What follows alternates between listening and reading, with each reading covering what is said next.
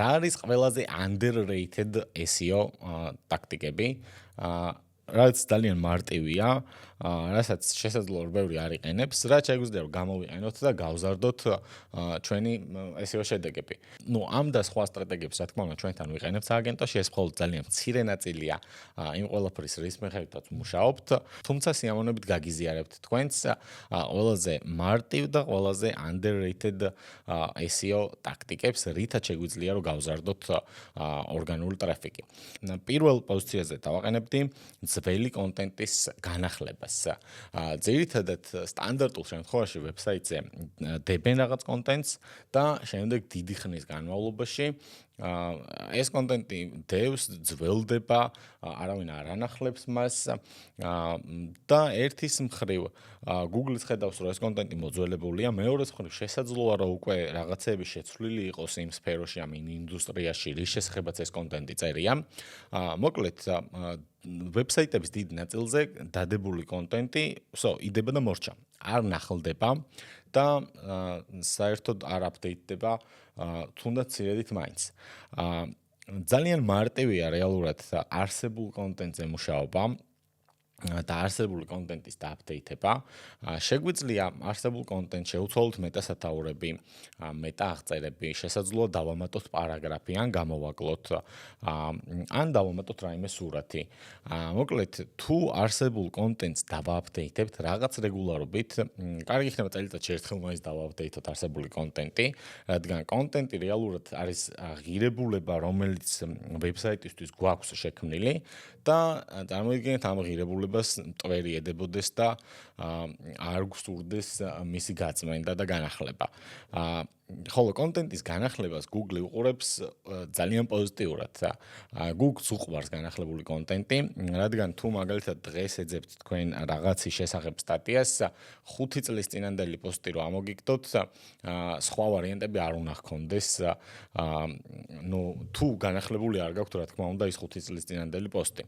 ხოლო თუ განახლებული გაქვთ, თუ რაღაც სიხშირით ამას ამ გვერდს ანახლებთ, ეს ძალიან დადებითად აღიქმება პოზიციებზე. რო დაუყვეთ ძველ კონტენტს და განაახლოთ, ან სათაურები შეუცვალოთ, ოღონ ოპტიმიზირებული, ან კონტენტში თითო პარაგრაფი დაამატოთ ან ამოაკლოთ. ან რაღაც გააუმჯობესოთ, თქვენ თვითონვე ძალიან მალევე ნახავთ დადებით შედეგებს პოზიციონირებაში. ერთ-ერთ პროექტზე მხოლოდ 90 ბლოგი ჰქონდათ განთავსებული, ძველი დადებული ბლოგები იყო და მხოლოდ ამ ბლოგების განახლებით, მეტასათაურების, მეტააღწერების და კონტენტის მცირედი დაედიტებით, დუბლირებული კონტენტის ამოკლებით, გავზარდეთ ტრაფიკი დაახლოებით 2-ჯერ მაქსიმუმ 2 თვეში. მოკლედ, პირველი, განაახლეთ თქვენი კონტენტი წელიწადში ერთხელ მაინც. შეგიძლიათ ეხლა დაიწყოთ კონტენტის განახლება და ნახოთ რა დადებით შედეგებს მოგიტანთ რეალურად ეს SEO-სთვის. ოღონდ ისე არ უნდა განაახლოთ, რომ დააზიანოთ თქვენი SEO მიზნები, მეტასათაურები და მეტააღწერები უნდა შეესაბამებოდეს keyword-ებს, რისთვისაც აკეთებთ ოპტიმიზაციას და კონტენტის ხარისხიც უნდა გაუმჯობესდეს ამ განახლებით და არ უნდა გაუარესდეს. რაც შეეხება მეორე ფაქტორს, მეორე ფაქტორიც კონტენტს ეხება, იმიტომ რომ ძირითადად ვებსაიტებზე ძალიან ბევრი გვერდი აქვთ ბიზნესის ფლობელებს და ამ გვერდებს ეს გვერდები უბრალოდ განთავსებულია და ძველდება და ზოგი ტრაფიკს იღებს, ზოგი არ იღებს. ჩვენ მაგალითად ყოველთვის ვაკეთებთ დეტალურ ანალიზს იმ გვერდების ან იმ ბლოგების მაგალითად, რომელიც ორგანულ ტრაფიკს საერთოდ არ იღებს და არსად არ პოზიციონირებს და ის გვერდები, რომლებიც არსად არ პოზიციონირებს, ანუ თუ 0 ორგანული keyword-ი აქვთ დიდი ხნის განმავლობაში, ანუ თუ ვერ დაირანკნენ, ამ შემთხვევაში შეგვიძლია შევუცვალოთ მათი URL-ი, ანუ სხვა URL-ზე გადავიტანოთ, ისევ განვაახლოთ ეს კონტენტიც, პირველ პუნქტში, რასაც ვაკეთებთ, იგივე გავაკეთოთ, ოღონდ URL-ი შევუცვალოთ ამ შემთხვევაში და 301 რედაირექტი გამოვიყენოთ, ანუ Google-ს უთხრათ, რომ ეს კონკრეტული გვერდი ძველი გვერდიდან ახალ გვერდზე გადავიდა. ესე ძალიან მშვენივრად მუშაობს იმ გვერდებისთვის, რომელთაც საერთოდ არ ჰქონდათ ორგანული ტრაფიკი და ორგანული keyword-ები, შესაძლოა რომ ისინი გამოცოცხლდნენ და რაღაც რაოდენობის ტრაფიკი მოგმატონ. რეალურად ეს პირველი 2 პუნქტი თუ გაქვთ დიდი ზომის ვებსაიტი, დიდი ზომის კონტენტით და პირველი ორი პუნქტის კეთებას დაიწყებთ და თუ აღმოაჩენთ ბევრი ისეთ გვერდს, რომელიც ტრაფიკს არ იღებს და ბევრი ისეთ გვერდს, რომელზეც ძველი კონტენტია და ამას საფუძვლიანად გააკეთებთ, შესაძლოა რომ მალევე გაზარდოთ ტრაფიკი 50%-ით. ძალიან მარტივად და ძალიან ნაკლები რესურსის დანახარჯით. რაც შეეხება მესამე ფაქტორს, ეს არის საიტის მარტივი აუდიტები. ძირითადად ძალიან ბევრი ვებსაიტი გაგვიანალიზებია ჩვენთან სააგენტოში და აბსოლუტურად ყველა ვებსაიტზე გვხვდება რაღაც ერორები. ან ტექნიკური ერორები, ან duplicated გვერდები, ან broken link-ები, ან გამეორებული მეტასათაურები და აღწერები, ანუ აბსოლუტურად ყველა ვებსაიტს აქვს რაღაც ხარვეზი.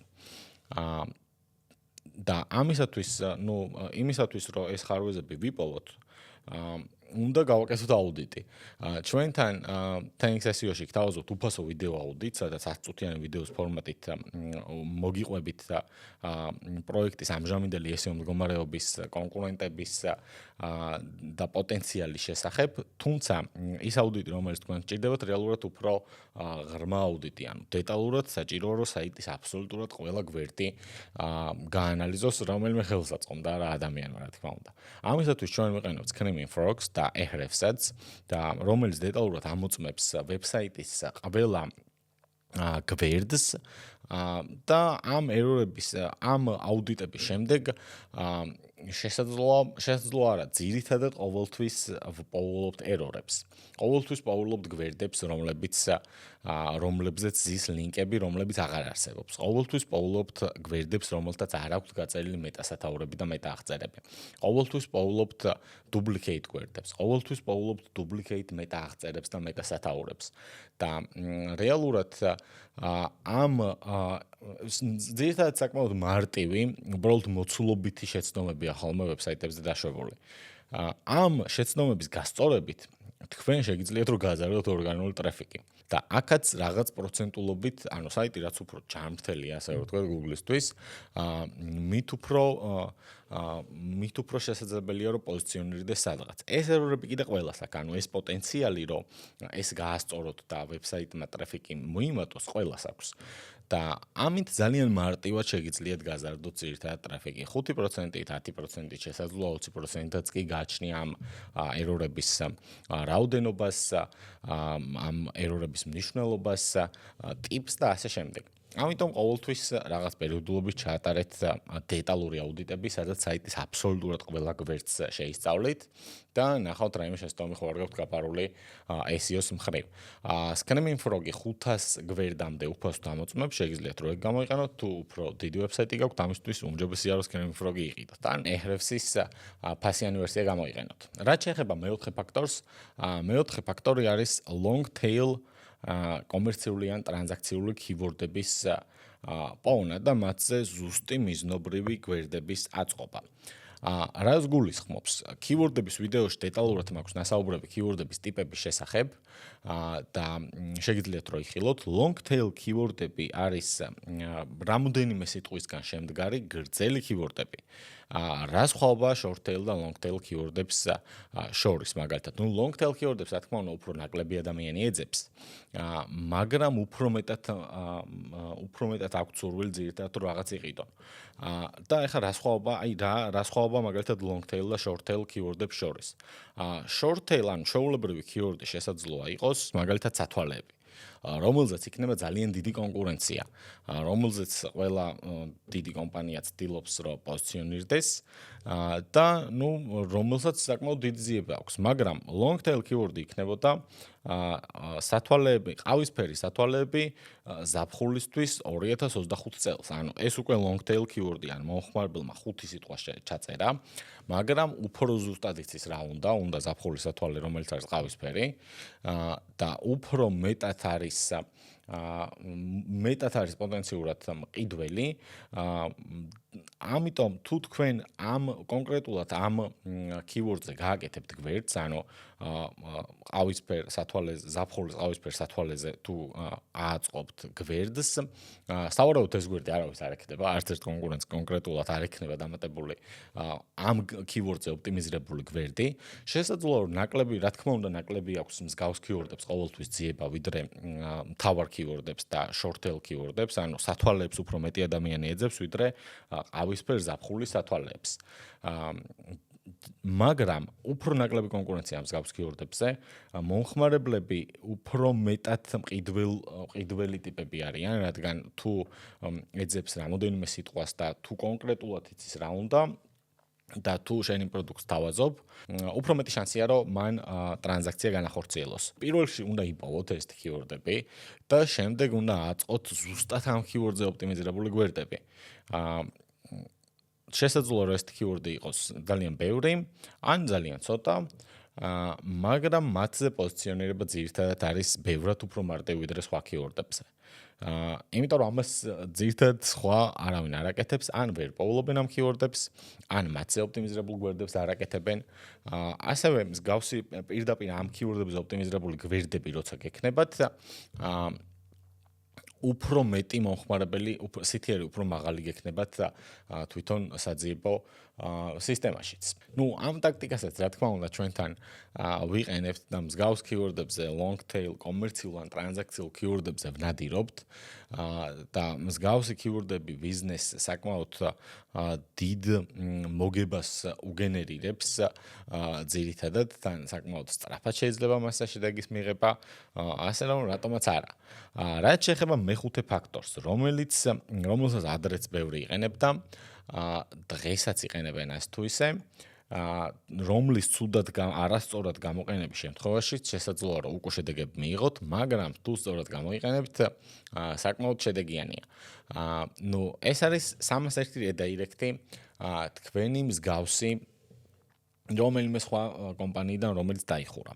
თუ რომელიმე ნიშაში ხართ და არსებობენ კომპანიები, რომლებიც მოღვაწეობდნენ თქვენს ბაზარზე, ჰქონდათ ვებსაიტი, რომელიც ჩართული იყო მაგალითად 5 წელი, მაგრამ ესენი შემდეგ გაკოტრდნენ და ვებსაიტიც გააუქმეს და დომენიც გათავისუფლდა, თქვენ შეგიძლიათ რომ იპოვოთ მსგავსი დომენები, ამ დომენებს ექნებათ უკვე რაღაც არსებული ავტორიტეტი, ანუ ექნებათ ძირითადად ლინკები, 5 წელი თუ რაღაც კომპანია მუშაობდა, სადღაც მის შესახებ ვიღაცები დაწერდნენ და გადალინკავდნენ, რაც ამ ვებსაიტს ავტორიტეტს გაუზრდიდა. და თქვენ შეგიძლიათ რომ უბრალოდ ეს დომენები იპოვოთ, რომელთაც კარგი ლინკ პროფილი აქვთ, ანუ კარგი ბექლინკები აქვთ, შეიძლება 20 სტატია ჰქონდეთ მაგალითად და რელევანტური იყოს 20-ვე და 301 რედაირექტით გადაიტანოთ მთელი მისი ძალა და ავტორიტეტი თქვენს ვებსაიტზე. ძირითადად თუ მოინდომებთ თითოეულ ნიშაში რამოდენიმე მსგავს დომენს მაინც იპოვით, მაგრამ არ არის რეკომენდებული ბევრი მსგავსი რედაირექტის გაკეთება, თუმცა ერთის სავსებით დასაშვებია ძირითადად შემთხვევაში. ამ მეთოდსაც ძირითადად ან არ იყენებენ, ან არ იციან, ან თუ იყენებენ არასწორად იყენებენ. თუ გამოვიყენებთ ამას ეფექტურად და უსაფრთხოდ, საკმაოდ მარტივად და ძალიან იაფად შეგვიძლია რომ გავაძლიეროთ ჩვენი ვებსაიტის backlink პროფილი და მსგავსი expired დომენები, რომელთაც ავტორიტეტი აქვთ, ძირითადად ყოველთვის არსებობს ბაზარზე, რომელიც შეგიძლიათ რომ სპეციალური ხელსაწყოებით იპოვოთ, თუმცა დღევანდელ ვიდეოში ამაზე არ ვისაუბრებთ. მადლობას გიხდით ყურადღებისთვის, გამოიწერეთ არხი, დალაიქეთ ვიდეო და კომენტარებში დაწერეთ კიდე რა ტიპის კონტენტს ისურვებდით, რა თემატიკის გარშემო ისურვებდით, რომ შემოგთავაზოთ კონტენტი.